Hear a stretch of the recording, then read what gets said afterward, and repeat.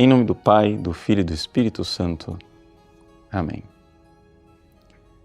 Meus queridos irmãos e irmãs, hoje nós celebramos a memória de São José de Anchieta, o apóstolo do Brasil. Nós queremos recordar este homem extraordinário que não soube medir esforços para levar a vida eterna para os índios, para os habitantes destas distantes terras. José nasceu nas Canárias, depois foi educado em Portugal, na Faculdade de Coimbra, onde ele conheceu os jesuítas. Sempre foi de saúde um pouco frágil e veio ainda como seminarista para o Brasil.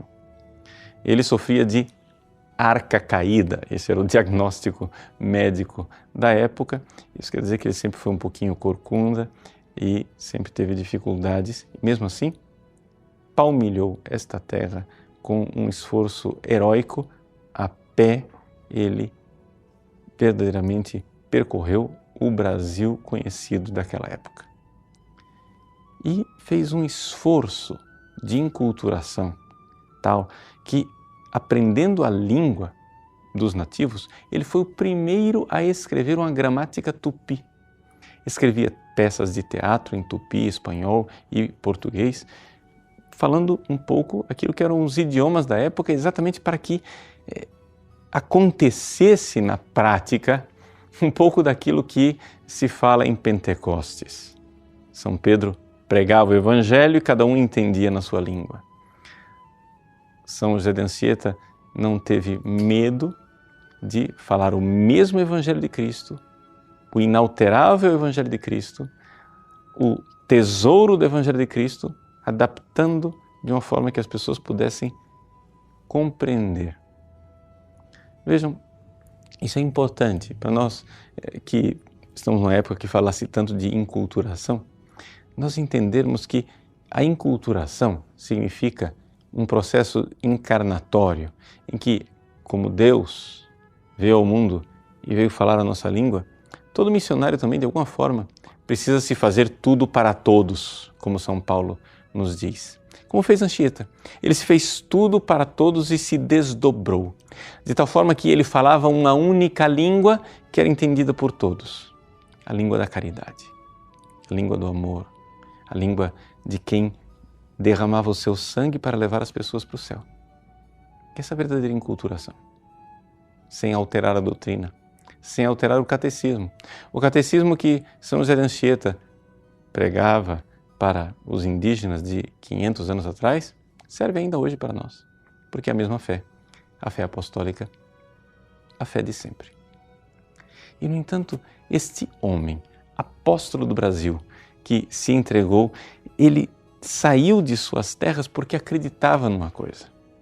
Ele acreditava que estes pobres homens e mulheres, se morressem longe do conhecimento do Evangelho, da luz de Cristo e do batismo, se perderiam no inferno. Nossa Senhora de Fátima mostrou aos pastorinhos uma visão do inferno. Ela disse: vistes o inferno, para onde irão os pecadores? É para que essas almas sejam salvas que Deus quer estabelecer no mundo a devoção ao meu imaculado coração. São José de Anchieta, acho que mais do que qualquer pessoa na história da Igreja, foi verdadeiramente o cantor da Virgem Maria. O poema que ele compôs em homenagem à bem-aventurada Virgem Maria é o mais longo poema em língua latina dedicado à Virgem Maria. Ninguém fez mais do que ele.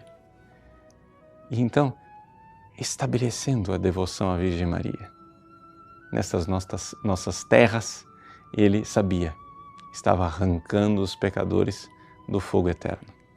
Vamos, neste tempo, logo depois de Pentecostes, em que nós pedimos a Deus que continue com a chama do Espírito Santo no nosso coração, como ardeu no coração imaculado de Maria, vamos fazer como o apóstolo Anchieta, estabelecer a devoção na Virgem Maria, para arrancar os pecadores do inferno, sermos verdadeiros missionários, façamos tudo para todos, para que as pessoas conheçam a verdade do Evangelho, o amor com que Deus nos amou deixando este grande presente que é a Santíssima Virgem.